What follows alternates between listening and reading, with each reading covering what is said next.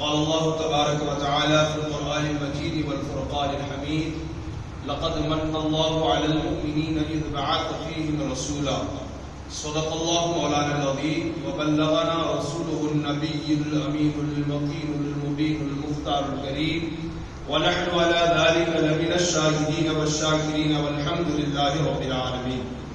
إن الله وملائكته يصلون على النبي يا أيها الذين آمنوا صلوا عليه وسلموا تسليما. اللهم صل على سيدنا وعلى آل سيدنا ونبينا مولانا محمد معظم الجود والكرم وآلہ الکرام الکریم وبارک وسلم. حضرات گرامی، اللہ رب العالمین کا بے پناہ شکر اور احسان ہے کہ اللہ پاک نے ہمیں اور آپ کو مغرب کی عشاء کی نماز باجماعت ادا کرنے کی توفیق عطا فرمائی اور آج کی اس بابرکت محفل میں بیٹھ کر اللہ اور اس کے رسول کی باتیں سننے کا اللہ نے موقع عطا فرمایا. اللہ پاک ہم سب کے حاضری کو قبول و مقبول فرمائے. کل کی نشست میں نے آپ کو یہ بتایا تھا کہ ہمارے پیارے نبی جناب محمد رسول اللہ صلی اللہ علیہ وسلم نے 40 سال میں نبوت کا اعلان فرمایا، یعنی لوگوں کو بتایا کہ میں اللہ کا نبی ہوں. پھر اس کے بعد دھیرے دھیرے آپ نے دین کا کام شروع فرمایا اور آپ ہی کی تبلیغ سے جوانوں میں سب سے پہلے حضرت ابوبکر صدیق ایمان لائے، بچوں میں سب سے پہلے حضرت علی رضی اللہ تعالی عنہ اسلام لائے، غلاموں میں حضرت زید بن حارثہ رضی اللہ تعالی عنہ یہ ایمان لائے، عورتوں میں حضرت ام المؤمنین خدیجہ الکبریٰ رضی اللہ تعالی عنہ یہ ایمان لائی اور حضرت بلال حبشی رضی اللہ تعالی عنہ بھی اول ایمان لانے والوں میں سے تھے. پھر اس کے بعد جب حضرت ابوبکر صدیق ایمان لائے پھر وہ بھی تبلیغ کا کام شروع کر دیے. اللہ کے بندوں کو اللہ کی بارگاہ سے قریب کرنے اور دین کی دعوت دینے کا کام انہوں نے شروع کیا اور آپ کی تبلیغ سے متاثر ہو کر بڑی بڑی شخصیات اسلام لائی. مثلا حضرت عثمان ہے، حضرت سعد ہے، حضرت طلحہ ہے، حضرت عبد الرحمن ہے، حضرت زبیر بن عوام ہے. یہ سب حضرت ابوبکر صدیق کی محنت اور ان کی تبلیغ سے اسلام لائے. اس کے علاوہ اور بھی بہت سارے لوگ ہیں جنہوں نے آپ کی تبلیغ سے اسلام قبول کیا. اب جب اسلام کا کام شروع ہوا نا، مکہ میں تبلیغ کا کام شروع ہوا تو ظاہر سی بات ہے یہ اللہ کی طرف بلاتے تھے تو کفار مکہ کے ظالم حضور صلی اللہ علیہ وسلم پر ایمان لانے والوں کو بہت ستاتے تھے، بہت اذیتیں دیتے تھے اور بہت پریشان کرتے تھے. میں چند کی زندگی آپ کے سامنے رکھنا چاہوں گا جس سے آپ کو بخوبی اندازہ ہو جائے گا کہ اسلام قبول کرنے کے نتیجے میں صحابہ کو، مسلمانوں کو اہل مکہ نے کتنا ستایا ہے. سب سے پہلے دیکھیں حضرت بلال رضی اللہ تعالی عنہ، یہ جب اسلام قبول کیے تو ان کی گردن میں رسی باندھ کر ان کو لڑکوں کے حوالے کر دیا جاتا، یعنی گردن میں رسی ڈال دیتے اور جو مکہ کے شریر اور اوباش قسم کے نوجوان ہوتے ان کے حوالے کر دیا جاتا. اب وہ جب جس طرف ان کا جی چاہتا اس طرف ان کو گھسیٹتے تھے اور اتنی طاقت سے گھسیٹتے تھے، اتنے زور سے گھسیٹتے تھے کہ بعض ہفتہ آپ کے گلے پر رسیوں کا نشان پڑ جاتا تھا. اسی پر بات ختم نہیں ہوتی، وہ ان کو مکہ کے پہاڑیوں میں گھسیٹتے پھرتے. کبھی کبھی انہیں گرم ریت پر لٹایا جاتا، کبھی ان کے سینے پر گرم گرم پتھر رکھے جاتے اور کبھی کبھی ان کے بدن پر کانٹے چبو کر توڑ دیے جاتے اور کبھی کبھی ان کے منہ میں آگ کے انگارے رکھے جاتے. اور ان کا جو آقا تھا امیہ ابن خلف، یہ ان کا سیٹ تھا، مالک تھا، اسلام لانے کی وجہ سے ان کو اتنی طاقت سے گلے پر دباتا کہ کبھی کبھی آپ کی سانس رک جاتی، بے ہوش ہو جاتے. کافی دیر کے بعد آپ کو ہوش آتا تھا. آپ ذرا سوچے بلال حبشی کا جرم کیا تھا؟ صرف یہ کہ انہوں نے یہ کہا کہ خدا ایک ہے، محمد صلی اللہ علیہ وسلم اللہ کے رسول ہے. اس نتیجے میں انہیں کتنا ستایا گیا، کتنا انہیں پریشان کیا گیا. ذرا سوچے نا، ہمارے اکابر نے، ہمارے بڑوں نے اسلام کو ہم تک پہنچانے کے لیے کتنی قربانیاں دی ہیں اور پھر گھر جانے کے بعد احتساب کریں کہ ان قربانیوں کا کیا ہم حق ادا کر رہے ہیں، کیا ان قربانیوں کی کوئی قدر ہمارے پاس ہے، کیا ان قربانی کی کوئی عزت ہمارے پاس ہے، کیا ہم بھی اسلام اور پیغمبر اسلام کے لیے کچھ قربانی دینا چاہتے ہیں. یہ بہت تفصیل ہے بلال حبشی کی زندگی. میں نے بہت اختصار کے ساتھ بہت ہی مختصر انداز میں آپ کے سامنے پیش کیا. دوسرے کون ہیں؟ حضرت عمار، ان کے والد یاسر، ان کی والدہ سمیہ، یہ مشرکوں کا کھلونا بن چکے تھے. حضرت عمار، ان کے والد یاسر، ان کی والدہ سمیہ، باپ بیٹے اور ماں، یہ تینوں مشرکوں کا کھلونا بن چکے تھے. اب کھلونا کیا ہوتا ہے؟ بچے جدھر جائیں ادھر لات اس کو مارتے ہیں، کھیلتے کھلونے سے، کبھی ادھر پھینک دیے، کبھی ادھر پھینک دیے، کبھی ادھر پھینک دیے. ان کے ساتھ ایسا ہوتا تھا کہ حضرت عمار، حضرت یاسر، حضرت سمیہ کو جب جی میں آتا، جس کا دل بولتا وہ ان کو مارتا. بلکہ حضرت عمار کے بارے میں اگر آپ کو میں تفصیل بتاؤں تو آپ حیرت و استجاب میں ڈوب جائیں گے. جسم کے رونگٹے کھڑے ہوتے ہیں کہ کفار مکہ اسلام لانے کی وجہ سے حضرت عمار کو آگ میں ڈال دیتے تھے، آگ روشن کر آگ میں ڈال دیتے تھے. وہ تکلیفیں برداشت کرتے رہے. ایک مرتبہ مصطفیٰ جان رحمت صلی اللہ علیہ وسلم کے سامنے حضرت عمار بن یاسر کو آگ میں ڈالا گیا. رسول پاک صلی اللہ علیہ وسلم نے آگ کو دیکھا تو فرمایا، یا نار کونی بردًا و سلاما علی عمار کما کنت علی ابراہیم. اے آگ میرے غلام، میرے صحابی، میرے عاشق عمار بن یاسر پر ویسی ٹھنڈی ہو جا جیسے تو ابراہیم خلیل اللہ پر ٹھنڈی ہوئی تھی. اب آگ ہے اور حضور کی بات نہ سنے اصل تو ممکن نہیں ہے. رسول اللہ نے فرمایا تو آگ ٹھنڈی ہو گئی، گلے گلزار بن گئے. اس کے بعد جب بھی حضرت عمار جو ہے وہ آگ سے گزرتے تو آگ کے انگاروں میں ہاتھ ڈال دیتے تھے، آگ کے کوئلوں کو، آگ کے کو پکڑتے تھے، آگ انہیں نہیں جلاتے تھے. ساتھی پوچھتے، بھائی آگ کا کام جلانا ہے، آگ آپ کو کیوں نہیں جلاتی؟ تو حضرت عمار کہتے تھے، اس کا کام جلانا ضرور ہے لیکن میرے مصطفیٰ نے اسے جلانے سے منع کر دیا ہے، تو یہ آگ مجھے نہیں جلاتی. سوچئے، اللہ اکبر کبیرہ، آگ میں ڈالا جاتا تھا. اور ان کے والد حضرت یاسر، انہیں بھی بہت پریشان کر کے اسلام لانے کی جرم میں انہیں بھی شہید کیا گیا. حضرت سمیہ رضی اللہ تعالی عنہ، انہیں بھی کتنی تکلیف کے راہوں سے گزرنا پڑا، کن کن راہوں سے انہیں گزرنا پڑا. اللہ اکبر کبیرہ. اسلام لانے کے بعد حضرت سمیہ گھر گھر جا کر کے دین کی دعوت دیتی. آج ہمارے سامنے لوگ بیٹھے ہوئے ہوتے ہیں، گیم کھیل رہے ہوتے ہیں، گانا سن رہے ہوتے ہیں، فلم دیکھ رہے ہوتے ہیں، گالی دے رہے ہوتے ہیں، غلط کر رہے ہوتے ہیں، ہم منع نہیں کرتے. حالانکہ ماحول اچھا ہے، ہم دعوت دیں گے تو کوئی ہمیں پتھر نہیں مارے گا، کوئی ہم سے جھگڑا نہیں کرے گا، کوئی ہمیں انگاروں میں نہیں ڈالے گا. لیکن اس سچویشن میں مکہ کی سرزمین پر جبکہ حالات بہت خراب تھے، بہت خراب تھے، ویسی سچویشن میں حضرت سمیہ خاتون گھر گھر جا کر کے دین کی دعوت دیتی. کفار کو جب معلوم پڑا کہ سمیہ نے اسلام قبول کیا ہے، میری ماں اور بہنوں سے بھی گزارش ہے کہ توجہ کے ساتھ سنیں کہ پہلے کی خواتین نے کیا قربانیاں دی ہیں. جب مکہ والوں کو معلوم پڑا نا سمیہ نے اسلام قبول کیا ہے، گرفتار کیا، صحن کعبہ میں لائے، خانہ کعبہ کا جہاں طواف کرتا نا میدان میں لائے اور لٹھایا. کہا سمیہ محمد کا دین چھوڑ دو، ایک خدا کو ماننا چھوڑ دو، ہم تمہاری جان بخش دیں گے. حضرت سمیہ یہی کہتی، کچھ بھی ہو جائے محمد کا دامن نہیں چھوڑ سکتی، میں خدا کو نہیں بھول سکتی. حضرت سمیہ رضی اللہ تعالی عنہ کو بہت پیٹا گیا، پھر بھی یہی کہتی رہے، اللہ تو ایک ہے، اللہ تیرا نبی محمد صلی اللہ علیہ وسلم یہ سچے پیغمبر ہیں، یہی کہتے رہے. سچویشن یہاں تک ہو گئی کہ نہ ماننے کی بنیاد پر 4 گھوڑے اور 4 رسیاں منگوائی گئی، ایک ہاتھ ایک گھوڑے سے، ایک ہاتھ ایک گھوڑے سے، ایک پیر ایک گھوڑے سے، چوتھا پیر ایک پیر ایک گھوڑے سے باندھ دیا گیا. پھر اس کے بعد آپ کے جسم پر اور شرمگاہوں پر تیر چلائے گئے اور پھر گھوڑوں کو دوڑایا گیا. ہڈیاں، گھوڑے دوڑتے تھے چاروں طرف، ہڈیاں کے ٹوٹنے کی آواز آتی اور سمیہ رضی اللہ تعالیٰ عنہ کے زبان سے اللہ احد اللہ احد اللہ احد، اللہ ایک ہے، اللہ ایک ہے، اللہ ایک ہے، اسی کی صدا آتی تھی.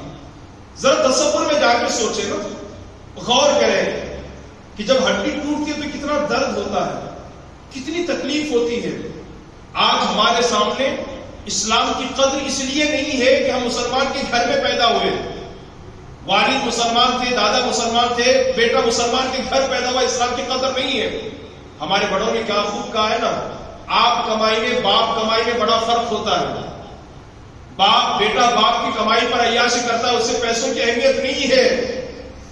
بیٹا باپ کی کمائی پر خوب عیاشی کرتا ہے، خوب پیسے لٹاتا ہے، خوب خرچ کرتا ہے. کیوں؟ اسے نہیں معلوم کہ اس کے باپ نے کتنا خون اور پسینہ ٹپکا کر، کتنی دھوپ کی شدت کو برداشت کر کے، گالیوں کو برداشت کر کے، تکالیف برداشت کر کے پیسے کمائے. پیسوں کی قدر اگر پوچھنی ہے تو اس سے پوچھو نا جس نے کمایا ہے. بیٹا تو عیاشی کر رہا ہے، یہی بلا تشبیہ بلا تمثیل آج ہمارے یہی حال ہے. اسلام کی قدر ہمارے نزدیک نہیں ہے. وجہ یہ ہے کہ ہم نے اسلام کے لیے کوئی قربانی نہیں دی. کون سی قربانی ہم نے دی ہے؟ قربانی ذرا اسلام کی قدر کیا ہے ذرا ان سے پوچھو نا جنہوں نے اسلام کے لیے قربانیاں دی ہیں. بچوں کو قربان کیا ہے, گھر کا گھر لٹایا ہے, اپنی جانوں کو قربان کیا ہے, انگاروں پر لیٹے ہیں. اللہ اکبر کبیرہ. یہ حضرت سمیہ ہے کہ آخری دم تک ان کی زبان پر یہ کنارہ تھا, اللہ تو یہ ایک ہے, اللہ تو ہی خدا ہے, اللہ محمد تیرے رسول ہیں. اللہ اکبر. حضرت بلال کو ستایا گیا, حضرت عمار کو ستایا گیا, حضرت یاسین کو ستایا گیا, حضرت سمیہ کو ستایا گیا. اس کے علاوہ اور میں آپ کو بتاؤں, حضرت ابو فقیہ رضی اللہ تعالی عنہ کے پیر میں رسی بھاگ کر پتریلی زمین پر گھسیٹا جاتا. یعنی پیر میں رسی بھاگ دیتے اور پتریلی زمین میں گھسیٹتے ہوئے پھرتے تھے. سوچئے عرب کے مکہ کے وہ نوکیلے پتھر جب چپتے ہوں گے تو جسم کا کیا حال ہوتا ہوگا. ہمیں اگر کوئی روڈ پر صاف ستھرے روڈ پر کوئی گھسیٹے تو چمڑی نکل جاتی ہے. نوکیلے پتے ہوتے, پتریلی زمین پر رسی باندھ کر گھسیٹتے تھے تاکہ اسلام چھوڑے. لیکن واللہ وہ صحابہ تھے جن کا ایمان رسول اللہ پر پتھر سے زیادہ مضبوط تھا. عقیدہ تھا یہ دنیا 3 دن کی کھیتی ہے, یہاں تکلیفیں برداشت کرو, پھر جنت ہے, پھر راحت ہے, پھر سکون ہے, پھر اللہ کی رضا ہے, اللہ کی خوشنودی ہے. گھسیٹے جاتے پھر بھی برداشت کرتے. حضرت خباب ابن الارت, ان کو کون نہیں جانتا. ان کے سر کے بال پکڑ کر گھسیٹے جاتے, گردن مروڑی جاتی ان کی, اور پھر گرم گرم انگاروں پر انہیں لٹایا جاتا. ان کے بارے میں سیرت کی کتابوں میں لکھا ہے کہ حضرت خباب ابن الارت کو جب انگاروں پر لٹایا جاتا تو یہ بدن کی چمڑی چھل کر پیٹ سے چربی نکلتی, اور اس چربی کی وجہ سے وہ آگ کے انگارے ٹھنڈے اور سرد پڑتے تھے. آپ سوچیں, حضرت عمر رضی اللہ تعالیٰ کبھی کبھی ان سے کہا کرتے, او خباب اپنے پشت سے, اپنی پیٹھ سے چادر کو ہٹاؤ, میں تمہاری اس پیٹھ کو چومنا چاہتا ہوں جس پیٹھ نے رسول اللہ کی محبت میں تکلیفیں برداشت کی ہیں. سوچے آپ, میں اس کو چومنا چاہتا ہوں, بوسہ دینا چاہتا ہوں جس پیٹھ نے رسول اللہ صلی اللہ علیہ وسلم کی محبت میں تکلیفیں برداشت کی ہے. ہم نے کون سی تکلیف اٹھائی دین کے لیے؟ کیا ان لوگوں سے ہمیں قیامت کے دن ملاقات نہیں ہونی ہے؟ کہ قیامت میں ان سے ہمارے اور آپ کی ملاقات نہیں ہونی, چہرہ نہیں دکھانا ہے؟ اگر کسی صحابی نے ہم سے اور آپ سے پوچھ لیا میں نے تو اتنی قربانیاں دی دین کے خاطر, تو نے کیا قربانی دی؟ آج کے دور میں ہمارا اسلام ہم سے یہ نہیں کہتا کہ بھائی آپ سر کٹاؤ, بلکہ یہ کہتا کہ سر جھکاؤ. ہم سر جھکانے کے لیے تیار نہیں تھے. کتنا فرق ہے. وہ سر کٹانے کے لیے تیار تھے, ہم اللہ کی بارگاہ میں سر جھکانے کے لیے تیار نہیں ہیں. کیا منہ لے کر کے حاضر ہوں گے؟ بہت بڑا المیہ ہے. ہمیں اپنا احتساب کرنی چاہیے اور اپنے اندر قربانیوں کا جذبہ پیدا کرنا چاہیے. اور سنیے, حضرت عثمان رضی اللہ تعالیٰ عنہ کا چچا آپ کو کھجور کی چٹائی میں لپیٹ کر نیچے سے دھواں دیتا تھا. کیا ہوتا؟ کھجور کی چٹائی میں لپیٹ کر نیچے سے دھواں دینے کی وجہ سے سانس رک جاتی, دم گھٹنے لگتا تھا, بڑی تکلیف ہوتی تھی. آپ دیکھیں نا کبھی دھواں لے کر کے سانس کیسے گھٹنے لگتی ہے, روکنے لگتی ہے. یہ حال تھا حضرت عثمان کا.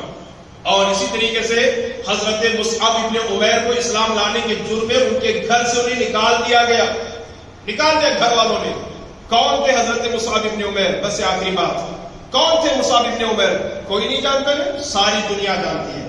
مصعب ابن عمیر مکہ کے اس خوبصورت اور نوجوان اور امیر لڑکے کا, نوجوان کا نام ہے کہ پورے مکہ میں ان سے زیادہ قیمتی کپڑا کوئی نہیں پہنتا تھا, کوئی قیمتی کپڑا نہیں پہنتا تھا.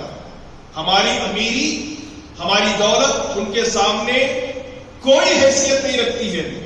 اور پابندی ماں باپ کی طرف سے یہ تھی کہ عمیر ایک مرتبہ جس کپڑے کو پہن لے دوبارہ اس کپڑے کو پہننے کی اجازت نہیں ہے. کون ہے عمیر؟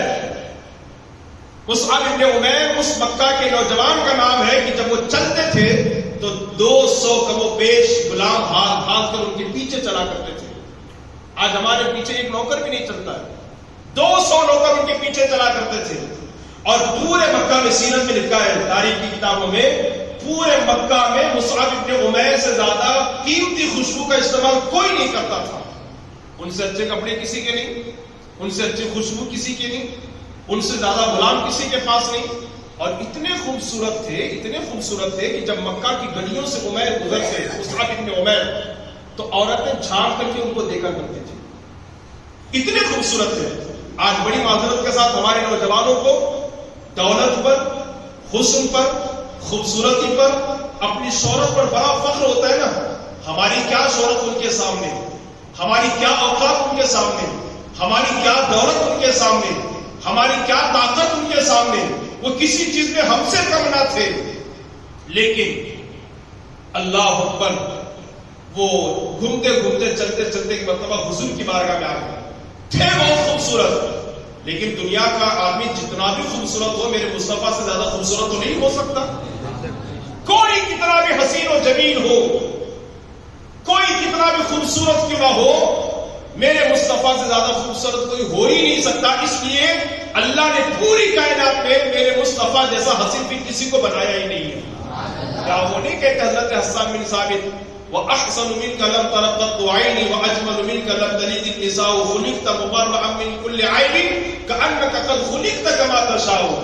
حضرت حسان بن ثابت کہتا ہے، یا رسول اللہ، آپ جیسا حسین و جمیل میری نگاہوں نے آج تک کسی کو دیکھا ہی نہیں. اور کہتے ہیں یا رسول اللہ، آپ جیسا خوبصورت آج تک کسی ماں نے کسی بچے کو جنم ہی نہیں دیا ہے. کسی کو اللہ نے کسی کو دیکھو پیدا بھی نہیں کیا ہے. اور پھر اعلیٰ حضرت نے جب دیکھا تو پھر کیا کہتے ہیں؟ حضرت جبرائیل کی بات ہم تک پہنچاتے ہوئے کہتے ہیں، یہی بولے سدرا والے چمنے جہاں کے تھالے، سبھی میں نے چھان ڈالے، تیرے پایا کا نہ پایا، تجھے یک نے یک بنایا، تجھے حمد ہے خدایا، تجھے حمد ہے خدایا. اور پیر مہاراج علی شاہ کیا کہتے ہیں؟ مکھ چند بدر شاہ شانی ہے، مد چم کے لاٹ نورانی ہے، مخمور عقید مد بھریا. آپ سوچیں، پیر مہاراج علی شاہ بھی کہہ رہے ہیں ان کے جیسا کوئی نہیں ہے. کوئی کہنے والا کہتا ہے بلغ العلا بکمالہ کشفت الدجا بجمالہ حسنت جمیع خصالہ صلوا علیہ وآلہ. کوئی کتنا بھی خوبصورت ہو، میرے نبی سے بڑھ کر کے کوئی خوبصورت کائنات میں کوئی نہیں ہے. تھے خوبصورت. مصعب ابن عمیر اتنے خوبصورت تھے کہ عورتیں کھڑکیوں سے جھانک کر دیکھتی تھی. گھومتے گھومتے چلتے چلتے حضور کی بارگاہ میں آئے، حضور کو دیکھا تو ان کی جوانی دیوانی ہو گئی مصطفیٰ جان رحمت، فدا ہو گئے حضور پر، قربان ہو گئے. اور پھر فوراً کلمہ پڑھ کر کے مسلمان ہو گئے، اسلام قبول کیا. اب کیا ہوا؟ گھر سے نکالے گئے، سیدھا ماں کے پاس آئے، کہا ماں میں نے محمد کا کلمہ پڑھ لیا ہے. اللہ اکبر. ماں نے بٹا کر کے گھنٹوں سمجھایا، بیٹا باپ دادا کا دین نہ چھوڑنا. کہا ماں محمد کا دین سچا ہے، محمد سچے رسول ہے، میں نے کلمہ پڑھ لیا ہے. جب دیکھا کہ ماں ماننے کے لیے تیار نہیں ہے تو کہا بیٹا اب تیرے پاس ایک ہی آپشن ہے، یا تو محمد کو اختیار کر یا تو مجھے اختیار کر، یا تو محمد کو یا تو مجھے. یہاں لوگوں کو راضی کرنے کے لیے حضور کی حدیث چھوڑ دیتے ہیں، حضور کی رضا چھوڑ دیتے ہیں. لوگوں کو راضی کرنے کے لیے نہ معلوم کیا کیا کرتے ہیں، نہ معلوم کیا کیا کرتے ہیں. شاید ان تک میرے رسول کا یہ فرمان نہیں پہنچا کہ میرے نبی نے فرمایا لا یؤمن احدکم حتی اکون احب الیہ من والدہ وولدہ والناس اجمعین، اور کما قال، میرے نبی نے فرمایا تم میں سے کوئی بھی اس وقت تک کہ پکا مسلمان اور مومن نہیں ہو سکتا جب تک کہ وہ مجھے، اپنے اولاد، اپنے والدین، اپنے رشتہ دار، حتیٰ کہ اپنی جان سے زیادہ پیار نہ کرے.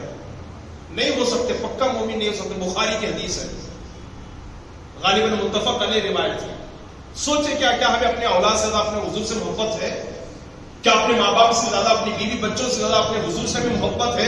کیا ہمیں اپنی جان سے زیادہ ہمارے حضور ہمیں پیارے ہیں؟ واللہ اگر ہمیں پیار ہوتا اپنی جان سے زیادہ تو ہم کبھی سنتوں کے تاریخ نہیں بنتے، سنتوں کو نہ چھوڑتے، مسجدوں کو ویران نہ کرتے، شریعت رسول کا مذاق نہ اڑاتے، حدیث سن کر کے بھی حدیث کے خلاف نہ جاتے. یہ ایمان کی کمزوری کی علامت ہے، جائزہ ہے. آج بڑی معذرت کے ساتھ گناہوں کی محبت ہمارے اندر، دنیا کی دولت کی محبت ہمارے اندر، حسیناؤں کی محبت ہمارے اندر، برائیوں اور بے حیائی کی محبت ہمارے اندر. ماں نے کہا بیٹا یا تو محمد کو اختیار کر یا تو مجھے اختیار کر. مصعب ابن عمیر نے کہا ماں میں تجھے کافی دیر سے سمجھا رہا ہوں، تو سمجھنے کے لیے تیار نہیں ہے. اگر تو محمد کے مقابلے میں آنا ہی چاہتی ہے تو پھر سن لے، میرا ایک ہی جواب ہے اور وہ یہ ہے کہ میں تجھ جیسے 1000 ماؤں کو محمد پر قربان کرنے کے لیے تیار ہوں. ماں نے دیکھا کہ میرا بیٹا مصعب ابن عمیر ماننے کے لیے تیار نہیں، کہا بیٹا اٹھ گھر سے نکال دیا گھر سے. جب اٹھ کھڑے ہوئے نا تو ماں نے پھر بولا بیٹا ادھر آ، یہ جو قیمتی کپڑے جو تیرے بدن پر ہے نا وہ کپڑے میرے اتار دے. کپڑے لے لیے. کہا ماں کپڑے لے لو پر محمد کو نہیں چھوڑ سکتا. خوشبو اور عطر بھی مانگ لیا, نوکر بھی چھین لیے, سواری بھی چھین لیے. مصعب ابن عمیر نے سب دے دیا, کپڑے بھی دے دیے, اور پھر وہ پتے اوڑھ لیے اور اسی حالت میں حضور کی بارگاہ میں پہنچے. حضور صحابہ کے ساتھ بیٹھے تھے, دیکھا مصعب ابن عمیر آ رہے, اٹھ کر کے کھڑے ہوئے اور مصعب ابن عمیر کو گلے سے لگایا اور فرمایا میرے غلاموں, یہ مصعب ابن عمیر ہے جو کل تک مکہ میں سب سے قیمتی کپڑا پہنتا تھا. جب یہ چلتا تھا تو 200 غلام اس کے پیچھے چلتے تھے, پر اس کی میری محبت نے اسے پتے اڑنے پر مجبور کر دیا. یہ ہے, یہ قربان گھر سے نکال دیا گیا. اسلام لانے کے جرم میں بلال حبشی کو ستایا گیا. اسلام لانے کے جرم میں حضرت ابو فقیہہ کو پریشان کیا گیا. اسلام لانے کے جرم میں حضرت عثمان کو پریشان کیا گیا. اسلام قبول کرنے کی وجہ سے حضرت خباب, حضرت عمار, حضرت یاسر, حضرت سمیہ اور حضرت مصعب ابن عمیر کو کن کن راہوں سے نہیں گزارا گیا. آج ہم نے اسلام کی قدر ہمارے پاس نہیں ہے. بڑی معذرت کے ساتھ بڑی تفصیل ان کے اندر ہے. پھر یہ تو وہ صحابہ ہیں جن کو ستایا گیا, یہ غلامان مصطفیٰ ہیں جنہیں پریشان کیا گیا. حضور کو کتنا ستایا گیا یہ کل میں آپ کو بتاؤں گا. سنیں گے نا تو آپ کے جسم کے رونگٹے کھڑے ہو جائیں گے. خود حضور فرماتے ہیں دین کی راہ میں جتنا مجھے ستایا گیا مجھ سے پہلے کسی پیغمبر کو اتنا نہیں ستایا گیا. سوچا, تصور کریں. آج آدمی یہ سوچتا ہے کہ میں نماز پڑھ رہا ہوں مصیبت میرے ساتھ کیوں, میں داڑھی رکھا ہوں پریشانیاں میرے ساتھ کیوں, میں حج کیا ہوں, میں عمرہ کیا ہوں, میں قرآن پڑھتا ہوں, پریشانی میرے ساتھ کیوں. جو جتنا خدا کی بارگاہ سے قریب ہوتا ہے نا اس کی آزمائشیں بھی اتنی زیادہ ہوتی ہیں. اللہ کی بارگاہ کے سب سے زیادہ قریب اگر کوئی ہے تو جناب محمد رسول اللہ. اور سیرت کی کتابوں میں لکھا ہے کہ دین کی راہ میں سب سے زیادہ اگر کوئی ستائے گئے ہیں, پریشان کیے گئے تو جناب محمد رسول اللہ. حضور سب سے زیادہ ستائے گئے ہیں. کیا کچھ نہیں ہوا حضور کے ساتھ, وہ کل ہم آپ کو بتائیں گے. آج تو میں نے صرف غلاموں کی بات کی, تو میری گزارش یہ ہے اسلام کے لیے قربانیاں دیں, کچھ قربانیاں دیں. اسلام آپ سے یہ نہیں کہتا ہے سر کٹوائیے تلوار لے کے باہر آ جائے نا. آپ صرف وقت نکال کر کے اللہ کی بارگاہ میں اپنی پیشانی کو جھکا دیں, سر کو جھکا دیں. اس کے لیے بھی ہمارے پاس وقت نہیں ہے. دین سیکھنے کے لیے اس کے لیے بھی وقت نہیں ہے. درود پڑھنے کے لیے اس کے لیے بھی وقت نہیں ہے. 11 مرتبہ یہ تسبیح سبحان اللہ و بحمدہ سبحان اللہ العظیم پڑھنے کے لیے بھی وقت ہمارے پاس نہیں ہے. کس کے لیے وقت ہے؟ کیا دنیا ساتھ لے جائیں گے, کاروبار مکان ساتھ لے جائیں گے, یہ کرسی ساتھ لے جائیں گے؟ کچھ نہیں, صرف ہمارے اعمال ہمارے ساتھ ہوں گے. میں نے بہت کچھ اشاروں میں اور بہت کچھ میں نے اختصار انداز میں آپ کے سماعتوں کے حوالے کیا. اب بیداری پیدا کرنا ہمارے اندر ہے, اس لیے اسلام کے بارے میں قربانیاں دینا سیکھیں. ہمارے بڑوں نے سر کٹوا کر بچوں کو قربان کر کے پورا گھر پورا خاندان لٹا کر کے اسلام کو ہم تک کے پہنچایا ہے. اس کی قدر کریں, سوچیں کہ کہیں ہماری وجہ سے اسلام بدنام نہ ہو, مسلمان بدنام نہ ہو, ہماری وجہ سے ہمارے اسلام پر کسی کو انگلی اٹھانے کی انگلی اٹھانے کا موقع نہ ملے. یہاں ایک آخر میں ایک بات عرض کر دو. امام بخاری, جو بخاری حدیث کی کتابیں جنہوں نے لکھی ہے, وہ 12 سال کی عمر میں یا بچپن میں وہ جب ابھی پڑھ رہے تھے, کشتی کا سفر کر رہے تھے, کشتی میں بیٹھ گئے. ان کے پاس پیسوں کی تھیلی تھی, ایک بیگ تھا. ایک آدمی کی نظر پڑی, یہ بچہ اکیلا ہے, اس کے ساتھ کوئی نہیں ہے اور ایک کشتی کا سفر کر رہا ہے. کون؟ بخاری لکھنے والے امام بخاری. کہا اس کے پاس اس کے ساتھ کوئی بڑا آدمی نہیں ہے, چھوٹا سا بچہ ہے, پیسوں کی تھیلی اس کے پاس ہے. بغیر کسی مقصد کے وہ بھی کشتی میں سوار ہو گیا. بیچ سمندر میں جب کشتی پہنچی نا تو اس نے اعلان کر دیا کہ میرے پیسوں کی تھیلی چوری ہو گئی ہے, پیسوں کا بیگ کسی نے چرا لیا ہے, چوری ہو گئی ہے. اب تلاشی شروع ہو گئی. امام بخاری کونے میں بیٹھے ہیں. انہوں نے سوچا میرے ساتھ بڑا کوئی نہیں ہے, اگر میں قسمیں کھا کر یہ بھی بولوں یہ پیسے میرے, کوئی یقین نہیں کرے گا, اس لیے کہ میں بچہ ہوں, کوئی یقین نہیں کرے گا کہ میں بچہ ہوں. آپ نے اس 12 سال کی چھوٹی سی عمر میں, جبکہ آپ کو پیسوں کی سخت ضرورت تھی, آپ ابھی طالب علم تھے, پیسوں سے بھری ہوئی تھیلی کو آپ نے سمندر میں ڈال دیا, آہستہ سے سمندر میں دریا میں چھوڑ دیا. تلاش لی گئی سب کی, سب کو ڈھونڈا گیا, کسی کے پاس نہیں ملا. تو آدمی خاموش بیٹھ گیا. جب کنارہ آیا نا, کشتی سے اتر کر کے سارے لوگ جانے لگے, امام بخاری بھی چلنے لگے, تو وہ آدمی دوڑا دوڑا گیا. کہا بچے تیرے پاس تو پیسوں کی اشرفی کی تھیلی تھی, تو نے کیا کر دیا؟ کہا میں نے پھینک دیا. کہا کیوں؟ کہا اس لیے کہ میں بچہ تھا اور میں قسمیں کھا کر بھی اگر کہتا نا کہ پیسے میرے, تو کوئی میری باتوں پر یقین نہیں کرتا, سب یہی سمجھتے کہ میں چور ہوں. اور میرے سر پر ٹوپی ہے اور میرے بدن پر اسلامی لباس ہے، اگر لوگ یہ سمجھتے کہ میں نے چوری کر لیا ہے تو لوگوں کا ذہن بن جاتا ہے یہ لباس پہننے والا، ٹوپی پہننے والا چور ہوتا ہے۔ اس حلیے کو بدنام ہونے سے بچانے کے لیے میں نے پیسے پھینک دیے ہیں، اللہ کی ذات پہ بھروسہ ہے کہ اللہ اس سے بڑی نعمت مجھے عطا فرمائے گا۔ اور پھر اللہ نے کیا عطا کیا؟ حدیث کی کتابوں میں جو مرتبہ، جو رتبہ امام بخاری کی حدیث کی کتاب کو ہے، پھر کسی حدیث کی کتاب کو رتبہ نہیں ہے۔ اصح الکتب بعد کتاب اللہ، صحیح البخاری محدثین کہتے ہیں اللہ کی کتاب کے بعد، قرآن کے بعد سب سے بڑی اور اچھی کتاب، صحیح کتاب کوئی کتاب ہے تو امام بخاری کی بخاری شریف ہے، بخاری شریف ہے۔ اس حلیے کو بدنام مت ہونے دیجیے گا۔ آپ داڑھی رکھ کر کے، ٹوپی رکھ کر کے، اسلامی لباس پہن کر کے مسلمان ہو کر کے کریں گے نا تو لوگ کیا سوچیں گے؟ لگتا ہے اسلام اس کا انہیں حکم دیتا ہے، مسلمان ایسا کرتا ہے۔ آپ کی وجہ سے صرف آپ بدنام نہیں ہوتے، اسلام بدنام ہوتا ہے، مسلمان بدنام ہوتا ہے۔ اور سنیے نا، جس اسلام کی قربانی دے کر کے ہمارے بڑوں نے ہم تک پہنچانا، خدا را اللہ نہ کرے، 100 بار نہ کرے، توبہ توبہ اللہ نہ کرے، اگر آپ کی یا ہماری وجہ سے اسلام بدنام ہوا نا، ہمارے کردار، کیریکٹر، ہمارے جھوٹ، ہمارے تو ناپ تول میں کمی پیشی کی وجہ سے، ہمارے دھوکہ دھی کی وجہ سے، اگر ہمارے کیریکٹر اور کردار سے اگر اسلام بدنام ہوا، مسلمان بدنام ہوا، اللہ کی پکڑ سے ہمیں کوئی نہیں بچا سکتا، اللہ کی گرفت سے ہمیں کوئی نہیں بچا سکتا۔ کوشش کریں کہ ہمارے اخلاق اچھے ہوں، کردار اچھا ہو، کیریکٹر اچھا ہو۔ کل غیر کہتا تھا کہ مسلمان جیسا وفادار کوئی نہیں ہوتا ہے، آج بھی مجبور کریں غیروں کو یہ کہنے پر کہ مسلمان جیسا وفادار اور نیکوکار کوئی نہیں ہوتا ہے۔ اور بڑوں کی قربانیوں کو یاد رکھیں اور کچھ قربانی دین کی خاطر، اسلام کی خاطر دینے کی بھرپور کوشش کریں۔ اللہ پاک ہمیں اور آپ کو کہنے سننے زیادہ عمل کی توفیق عطا فرمائے۔ اللہ پاک ہم سب کو نبی کی سیرت پڑھنے، اس پر عمل کرنے اور اسے دوسروں تک پہنچانے کا اللہ توفیق عطا فرمائے۔ وما علینا الا البلاغ۔ السلام علیکم۔